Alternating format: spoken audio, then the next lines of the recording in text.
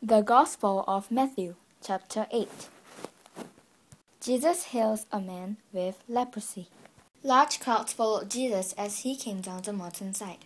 Suddenly, a man with leprosy approached him and knelt before him. "Lord," the man said, "if you are willing, you can heal me and make me clean." Jesus reached out and touched him. "I am willing," he said. "Be healed." And instantly the leprosy disappeared. Then Jesus said to him, "Don't tell anyone about this. Instead, go to the priest and let him examine you. Take along the offering required in the law of Moses for those who have been healed of leprosy. This will be a public testimony that you have been cleansed." The faith of a Roman officer. When Jesus returned to Capernaum, a Roman officer came and pleaded with him, "Lord, my young servant lies in bed, paralyzed and in terrible pain." Jesus said, "I will come and heal him." But the officer said, "Lord, I am not worthy to have you come into my home.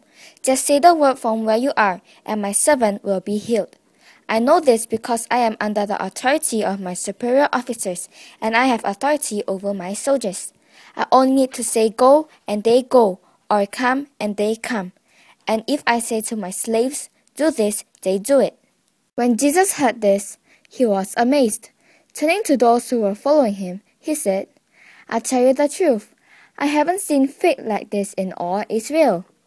And I tell you this, that many Gentiles will come from all over the world, from east and west, and sit down with Abraham, Isaac, and Jacob at the feast in the kingdom of heaven. But many Israelites, those for whom the kingdom was prepared, will be thrown into outer darkness, where there will be weeping and gnashing of teeth." Then Jesus said to the Roman officer, "Go back home. Because you believed, it has happened." And the young servant was healed that same hour. Jesus heals many people. When Jesus arrived at Peter's house, Peter's mother-in-law was sick in bed with a high fever. But when Jesus touched her hand, the fever left her. Then she got up and prepared a meal for him. That evening, many demon-possessed people were brought to Jesus. He cast out the evil spirits with a simple command, and he healed all the sick. This fulfilled the word of the Lord through the prophet Isaiah, who said, "He took our sicknesses and removed our diseases." The cause of following Jesus. When Jesus saw the crowd around him, he instructed his disciples to cross to the other side of the lake.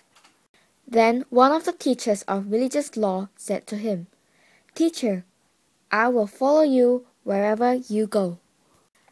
But Jesus replied, "Foxes have dens to live in, and birds have nests, but the Son of Man has no place even to lay his head."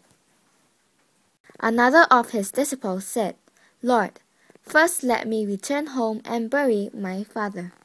But Jesus told him, "Follow me now. Let the spiritually dead bury their own dead." Jesus calms the storm. Then Jesus got into the boat and started across the lake with his disciples. Suddenly, a fierce storm struck the lake, with waves breaking into the boat. But Jesus was sleeping. The disciples went and woke him up, shouting, "Lord, save us! We're going to drown." Jesus responded, "Why are you afraid? You have so little faith." Then he got up and rebuked the wind and waves, and suddenly there was a great calm.